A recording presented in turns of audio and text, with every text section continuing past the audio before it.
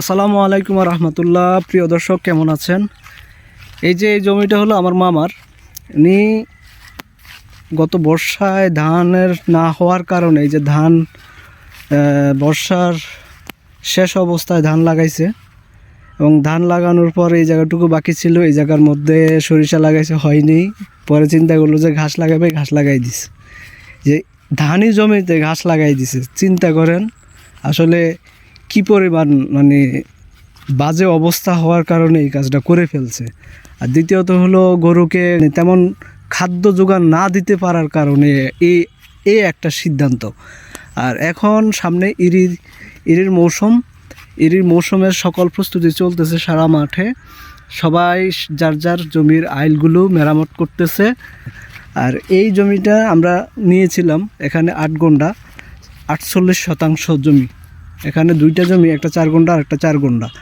এই জমিগুলো নিয়েছি। গত বছর যার হাতে এই জমিটা ছিল সে ভুট্টা চাষ করছিল। তো এবার চিন্তা করছি আমি একটা জমিতে ভুট্টা করব আর একটা জমিতে ধান চাষ করব। তো ওই জমিটা মানে ওই পাশের জমিটা, ওইটাতে ভুট্টা করব। ভুট্টা করার কারণ হলো, এটা তো আপনারা জানেনই, যেহেতু খামার রিলেটেড আমার এই চ্যানেলটা বা ফেসবুক পেজ, তো খামারের আমার গরু আছে, গরুকে খাওয়ানোর জন্য এই ভুট্টা চাষের ব্যবস্থা আর কি। তো ভুট্টা দিয়ে সাইলেজ করব, সাইলেজ করে গরুকে খাওয়াবো, এটাই হলো আমার ডিসিশন আর এটা হলো প্ল্যান। তো এই জমিটাতে ভুট্টা করব, আর অলরেডি ভুট্টা করছে। তারপরে এটার মধ্যে আর কোনো চাষবাস হয়নি, ওই যে অবস্থায় ছিল ওই অবস্থায় আছে। তো এই জমিতে যত ঘাস হয়েছে, ঘাসগুলো গরুকে কেটে কেটে নিয়ে খাওয়াইছি আমরা। আর এখনও ছাগল গরুকে খাওয়ানো হচ্ছে। এই ছাগলগুলো হলো আমাদের। এখানে দেখতে পাচ্ছেন মোট 5টা ছাগল বাচ্চা সহ। তো আমাদের এখানে 6টা ছাগল ছিল বাচ্চা সহ। গত কয়েকদিন আগে সম্ভবত 1 সপ্তাহ 10 দিন আগে এই বাচ্চাটার সাথে একটা কালো ছাগলের বাচ্চা ছিল। এইটারও একটা ভিডিও আছে আমার চ্যানেলে, অন্য একটা ভিডিওর সাথে আর কি। এটা নিয়ে আপনার সাথে শেয়ার করছিলাম।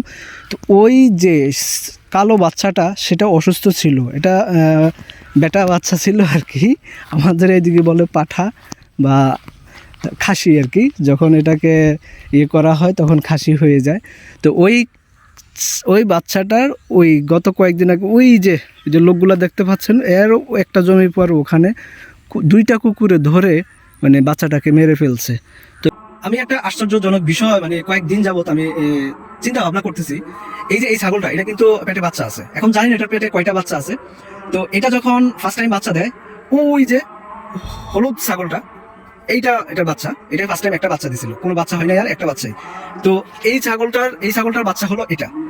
তো এই ছাগলটার বাচ্চা যখন ফার্স্ট টাইম হয়, এই ছাগলটা ফার্স্ট টাইম বাচ্চা দেয়, মানে এই ছাগলটা এটাকে বাচ্চা দেয়, তখন মানে 2টা বাচ্চা হয়। তো এটা হলো মানে সাগি আর কি, যেটা মহিলা। তো এটার সাথে একটা পুরুষ ছাগল হয়েছিল, যেটা পাঠা বলি আমরা। তো ওই ছাগলটা মানে মারা যায় অতিরিক্ত ধান খেয়ে ফেলার কারণে মারা যায় ছাগল বাচ্চাটা। তো এটার পেটে আরেকটা বাচ্চা হয়েছে, ওই যে সাদা চিত্র রঙের বাচ্চাটা, এটার সাথেও সেম আরেকটা পাঠা হয়েছিল।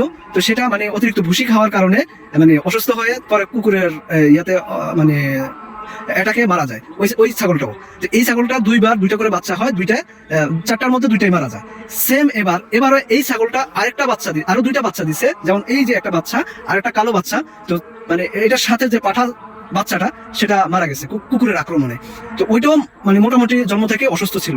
তো আমি এই বিষয়টা কয়েকদিন যাবত একটু মানে নিজে নিজে ভাবতেছি, আসলে ঘটনা কি, মানে দুনিয়া থেকে কি সকল পুরুষদেরকে আল্লাহ তাআলা উঠে নেবে নাকি? যেমন দুনিয়াতে মানুষের মধ্যে যেমন নারীদের সংখ্যা বেশি, পুরুষদের সংখ্যা কম, সেম মানে প্রাণীর মধ্যেও দেখতেছি পুরুষদেরকে আল্লাহ তাআলা উঠাই নিচ্ছে, মহিলাদেরকে আল্লাহ দিচ্ছে। যাই হোক, এটা একটা পজিটিভ দিক যে নারী আছে, মহিলারা আছে, মানে তাদের প্রজননটা বাড়তেছে। তো এটা আলহামদুলিল্লাহ, নারীগুলো থাকার কারণে আমার প্রজনন আস্তে আস্তে বৃদ্ধি হচ্ছে, কিন্তু পুরুষগুলা আল্লাহ তাআলা কোনো না কোনো ভাবে আল্লাহ নিয়ে যাচ্ছে। তো এই জিনিসটা আসলে কয়েকদিন আমি খুব মানে ভাবতেছি, আমাকে এই জিনিসটা খুবই ভাবাচ্ছে। তো আব্বা ছাগলগুলোকে মাঠের মধ্যে দিয়ে বাড়িতে গেছে, এর মধ্যেই মানে বাড়িতেও যেতে পারেনি, এর মধ্যেই এই অবস্থা। তো দূর থেকে অনেকেই মানে তাড়ানোর চেষ্টা করছে, বাট এই কুকুর তো এত হিংস্র আমাদের এলাকায়, যেখানেই ছাগল দেখুক ওরা 3টা 4টা কুকুর মিলে এসে চারপাশ দিয়ে ঘিরে ছাগলকে অ্যাটাক করে। আজকেও ওই যে মাঠের ওই কর্নারে একটা খাসি ছাগলকে, বড় একটা খাসি ছাগলকে 4টা কুকুরে ধরছে। তো যাক, বাঁচানো সম্ভব হয়েছে, কারণ আশপাশে লোক ছিল, তারপরেও কয়েকটা কামড় দিয়ে ফেলছে। তো এই জন্যে আমি আজকে এখানে অপেক্ষা করতেছি। ছাগলগুলো ঘাস খাচ্ছে, আমিও মানে অপেক্ষা করতেছি, এদেরকে পাহারা দিয়ে অপেক্ষা করতেছি আর কি, যেন কুকুর এসে না আক্রমণ করে। তো আসলে খুব খারাপ লাগে যখন মানে নিজের যে সম্পদগুলা যখন মানে এই সমস্যার সম্মুখীন হয়ে যায়। যেমন একটা ছাগল মারা গেলে, একটা ছাগলের বাচ্চা মারা গেলে মোটামুটি ধরেন যে আমার যে একটা লাভের উপর থেকে একটা নষ্ট হয়ে গেল। কদিন আগে আমার একটা গরুর বাছুর মারা গেল, যে আমার যে লাভের অংশ থেকে একটা মানে আল্লাহ নিয়ে গেল আর কি। এটা আল্লাহরই ইচ্ছা, যাই হোক সবই আল্লাহর ইচ্ছা। তো আল্লাহ যা দিছে, যতটুকু দিছে আলহামদুলিল্লাহ, আল্লাহর কাছে লাখ শুকরিয়া। তো আল্লাহর কাছে এটা প্রার্থনা করি, আল্লাহ যেন আমাকে এই যে আমার এই এগ্রিকালচার রিলেটেড যে কাজগুলো এগুলো যেন আমার সফলভাবে করতে পারে, আল্লাহ সেই তৌফিক দান করেন। তো আপনারা সবাই একটু দোয়া করবেন আমার জন্য। তো আজকে আবার আমাদের মসজিদে মাহফিল, তো আমাদের প্রিয় শায়ক মোল্লা নাজিমউদ্দিন হুজুর আমাদের মসজিদের মাহফিলে আসবেন, তাফসির পেশ করবেন। তো আপনারা সবাই দোয়া করবেন। তো আমার তাফসির পেশের একটা লাইভ করব আজকে। তো আমার যে চ্যানেল আছে, একটা ইউটিউব চ্যানেল এবং ফেসবুক পেজ সত্যপথ, ওখানে আপনারা দেখতে পাবেন আজকের এই লাইভ ভিডিও। ইনশাল্লাহ আমি চেষ্টা করব আপনাদের সাথে শেয়ার করার জন্য আজকে মোল্লা নাজিমউদ্দিন হুজুরের তাফসির পেশ। তো সবাই ভালো থাকবেন।